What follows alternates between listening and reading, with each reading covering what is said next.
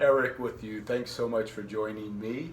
I wanted to speak to you today about a really incredible skill that you can use to teach your children. It can have many benefits. It's called visualization.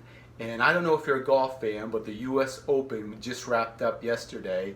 And if you did watch it, you can see a lot of golfers before they come up and address the ball. They go through this process where they try to visualize their swing, the contact with the ball, the trajectory, the distance. They go through every sequence in their mind, seeing it first, visualizing it before they hit the ball. But this is a skill that, again, is very teachable, and it can help in so many different ways in terms of with children and confidence, their self-esteem, increasing their skill level and a number of different factors. I use it a lot. I'm trying to teach my kids also how to use it. It always, it's with my daughter a lot. We'll go to the movies or something, and it's always difficult to get a parking space. And so I tell her I'm going to use my superpowers, and I'll just pull over for a minute and I'll visualize a space opening up. It's going to be in a certain area. I see it. I see the whole thing unfolding in my mind first.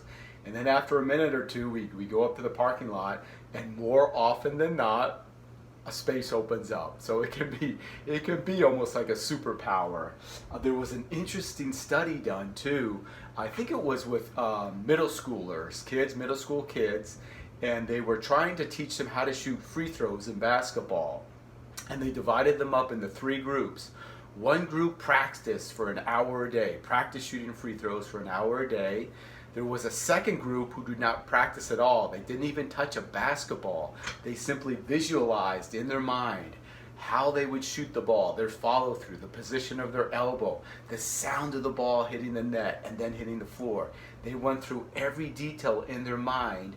And then there was a third group that did nothing at all. They did not visualize. They did not practice shooting free throws. And the results were amazing. The first group, and again, that was the group that practiced for practice shooting free throws, they improved 24%, which is great. That's a pretty significant improvement. Let's go to the third group, and that was the group that did nothing at all.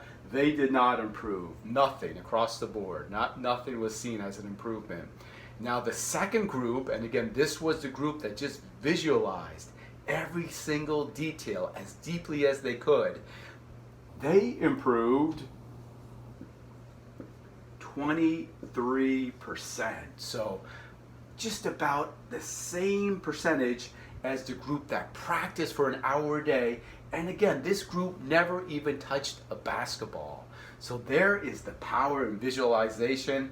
I also read another study where they took children who were learning how to play the piano.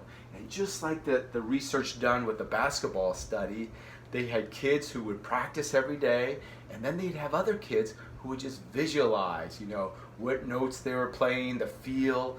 They went through every specific step in their mind, and it was a similar result. The children that visualized almost had the same improvement as the kids that practiced on a daily basis. So this is very powerful stuff. It can go a long way in many different directions, but I think it is definitely something we should teach our children. Just think of your child before maybe they're taking a test in school. They can visualize. It has a calming effect. It increases your confidence. And it can be in so many different areas you can use this technique. So I hope that excites you. I hope you look into this further, and it's an invaluable skill, again, that I think we should all think about teaching our children. All right, I hope good luck with your visualization, and I will talk to you soon. Bye-bye.